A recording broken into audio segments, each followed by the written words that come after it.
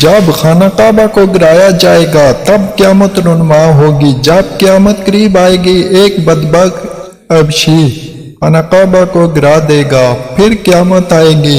اس کمینے حبشی کے بارے میں آپ صلی اللہ علیہ وسلم نے ارشاد فرمایا، حبشی کی شکل و صورت ایسی ہوگی کہ وہ چھوٹی پنڈلیوں والا کعبہ کو گرائے گا، جبکہ بخاری میں لکھا ہے کہ رسول اللہ صلی اللہ علیہ وسلم نے فرمایا، میں اس حبشی کو دیکھ رہا ہوں، وہ کالا اور چوڑی ٹانگوں والا ہے، کعبہ کے پتھر اور اینٹوں کو اکھاڑ اکھاڑ کر پھینک رہا ہے۔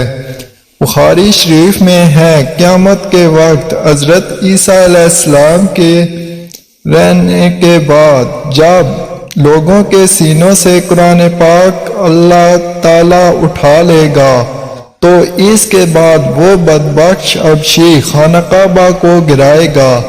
اس حدیث میں افس کا لفظ استعمال ہوا ہے اور افس کے معنی ہیں وہ حبشی مردود جو قیامت کے قریب خانہ کعبہ کو اٹھائے گا اور اس شکل کا ہوگا۔ دوسری روایت میں ہے کہ اس کی آنکھیں نیلی، ناک پھیلی ہوئی اور پیٹ بڑا ہوگا۔ اس کے ساتھ وہ لوگ بھی ہوں گے جو کہ ایک ایک پتھر اکھاڑ کر سمندر میں لے جا کر پھینک دیں گے۔ یہ قیامت کے بالکل قریب ہوگا۔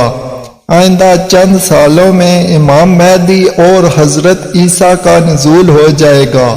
برمودا ٹرائنگل سے دو دجال نمودار ہوگا اور فتنہ فساد پھیلائے گا۔ یہودیوں، عیسائیوں اور مسلمانوں کی آپس میں جنگ ہوگی جو کہ چند دن کی دوری پر ہے۔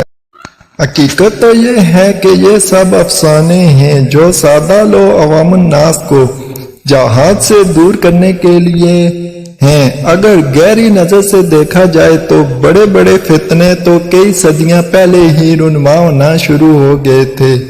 کتنے ہی لوگوں نے امام مہدی ہونے کا ڈرامہ رچایا، کتنی دفعہ مسلمان اور یہود و نصارہ میں بڑی بڑی جنگیں ہوئیں، کتنی مرتبہ قبلہ اول فتح ہوا، کتنی مرتبہ یہودیوں کا قبضہ رہا، کتنی مرتبہ دجال نما انسان پیدا ہوا، لیکن ان کا ذکر قیامت کے سلسلے میں نہیں ہوا۔ صرف 20ویں صدی اور 21ویں صدی کے سیاسی معاملات اور واقعات کو ایک قرب قیامت سمجھ لیا جانے لگا ہے، جبکہ نبی کریم صلی اللہ علیہ وسلم کے ایک فرمان کے مطابق آپ صلی اللہ علیہ وسلم کی وفات کے بعد کا سارا زمانہ قرب قیامت ہی سمجھا جائے گا۔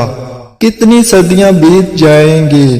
لہذا علماء کو چاہیے کہ آج کل کے سیاسی پروپیگنڈے سے کنارہ کش ہو کر ان عوام الناس کو نیک اعمال اور جہاد فی سبیل اللہ کی ترغیب دیں۔